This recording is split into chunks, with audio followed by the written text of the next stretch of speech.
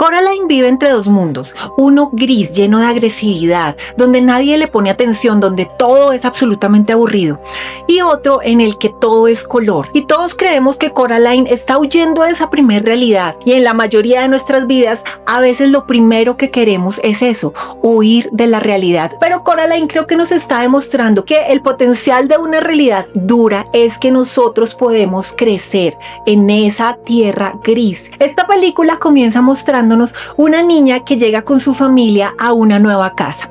Es un trasteo a una casa que se llama el Palacio Rosa, pero de palacio no tiene nada.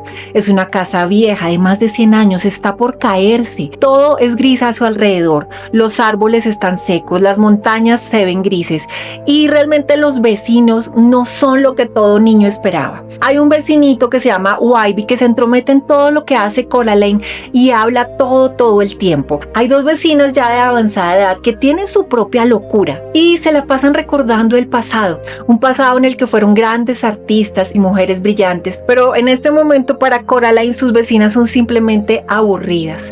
Y hay otro vecino que dice que maestra ratones se la pasa haciendo ejercicio de una manera rara. Sumado a esto, los padres de Coraline están corriendo para poder terminar un trabajo y no tienen mucho tiempo para ella. En la casa todo es un desorden lleno de cajas. Cada vez que Coraline pide atención de sus padres, ellos la alejan con un grito o con una mala mirada porque están muy ocupados, necesitan la comprensión de Coraline para que ellos puedan terminar eso que están haciendo. Su padre, para quitársela de encima, le ha pedido que busque qué hacer, que haga un inventario de las ventanas, de las puertas. En eso recibe una muñeca de regalo que le ha dejado Wybie y la muñeca es muy parecida a ella.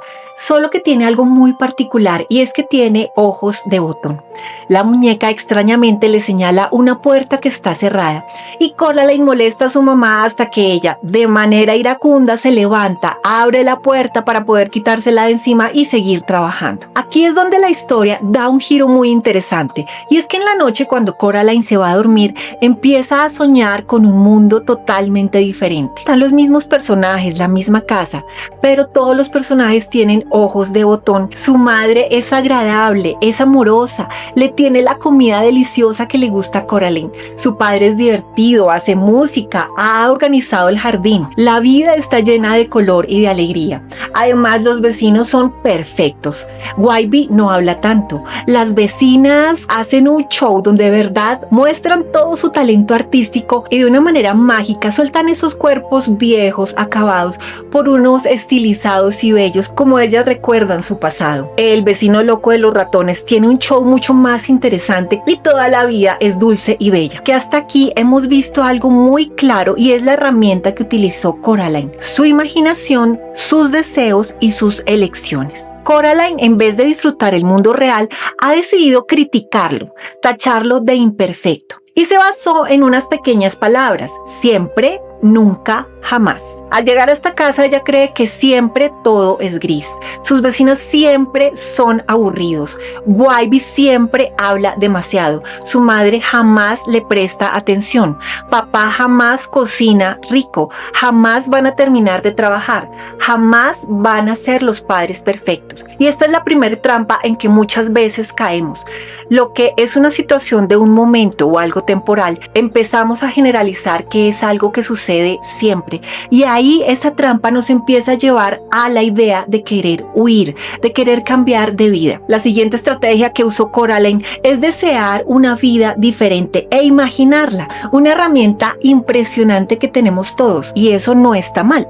Lo que está mal es pensar que eso tiene que anular la vida que tenemos, y ahí fue donde cayó en la segunda trampa, quedarnos pegados a ese deseo. Coraline va y viene de este mundo, al igual que un gato negro que también hay en esta casa. Pero llega un momento en que la mamá del otro lado, la de ojos de botón, quiere que Coraline permanezca ahí y la única condición es que acepte ponerse unos ojos de botón. Es la bandera roja que hace que Coraline dude de este mundo, porque ella está exigiendo un mundo perfecto y aparentemente lo disfruta, pero ese mundo perfecto le está exigiendo a Coraline un precio muy alto. En este caso es la visión, los ojos de Coraline. Y aquí pasamos a los símbolos que nos trae Coraline, que son la lección más grande de esta película: unos ojos de botón y unos ojos de gato. Y el caso es que muchas veces nosotros mismos no nos damos cuenta que estamos mirando la vida con ojos de botón. Queremos que todo esté cosido a nuestra idea de perfección. Queremos siempre una vida perfecta,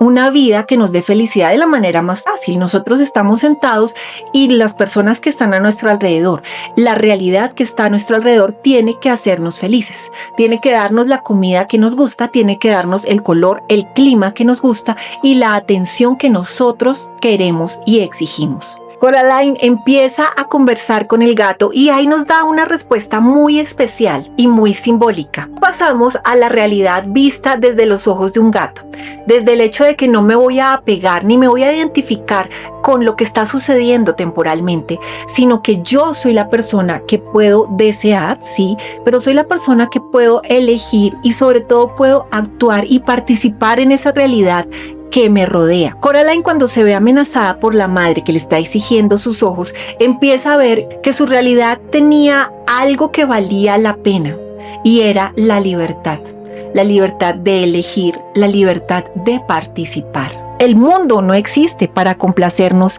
ni para que nosotros lo complazcamos. Llegó el momento en que la madre del otro mundo le pide que se ponga ojos de botón y como ella se niega, la empuja a un espejo donde encuentra incluso que hay otros niños con ojos de botón y que sus padres también están siendo víctimas de ese mundo de ojos de botón. En su vida anterior, Coraline simplemente quería quedarse sentada esperando que todo la hiciera feliz, pero aquí se ve abocada a hacer algo o quedarse encerrada en el espejo.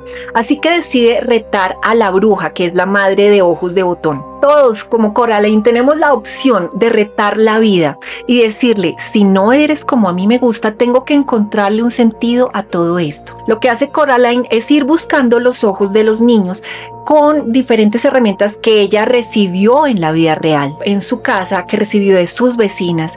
Y aquí ella nos da la siguiente lección, y es que la realidad, tal como viene, de la manera cruda, gris, agresiva o aburrida como se nos presenta, es tan especialmente imperfecta precisamente para que nosotros desarrollemos todo lo que en ella falta. La gran metáfora de Coraline es con los padres. Hay realidades a las que nosotros podemos huir o dejar, pero nuestros padres son personas que van a estar con nosotros por lo menos por un periodo largo de tiempo. Y Coraline descubrió algo muy importante, y es que las limitaciones, las carencias y lo que no nos brindan nuestros padres realmente es la semilla para que nosotros podamos desarrollar eso en la vida, para que nosotros podamos recordar a qué vinimos en la vida. Un padre ausente lo que nos está pidiendo es total autonomía y total participación de la vida, levantarnos, actuar, decidir. Una madre fría lo que nos pide es que nos autoamemos, admirar lo que hay dentro de nosotros. Un entorno caótico lo que nos pide es que nosotros mismos encontremos la estructura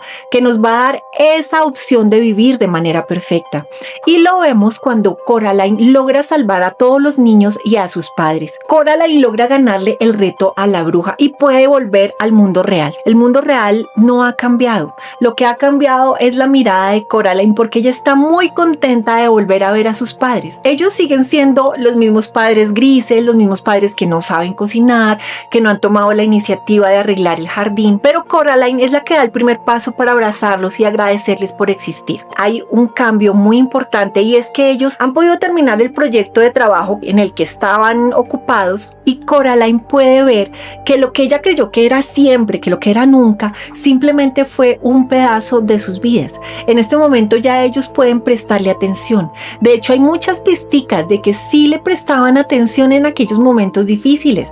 La mamá de Coraline le puede traer de regalo los guantes naranja que tanto deseaba ella. Coraline empieza a ver que su participación en la vida es decisiva, que ella puede expresar que quiere un jardín con tulipanes, que puede proponer que se hagan invitaciones para una u otra persona, y la vida cambia, no porque los demás estén haciendo todo lo que quiere Coraline, sino porque ella decide hablar con entusiasmo, participar de la vida. La película termina en el evento en la que sus padres celebran el haber podido tener éxito con su trabajo, y vemos a Coraline en una actitud totalmente diferente. Coraline es la que reparte las limonadas, ella conversa con sus vecinos, y aunque ellos siguen siendo los mismos vecinos, con sus mismos cuentos locos y del pasado, ella ella los puede ver con amor. Así que el potencial de una realidad es que nosotros podemos crecer en esa tierra gris. Es la decisión nuestra la que cambia todo y es nuestra participación. Escondidos, huyéndonos o deseando algo diferente,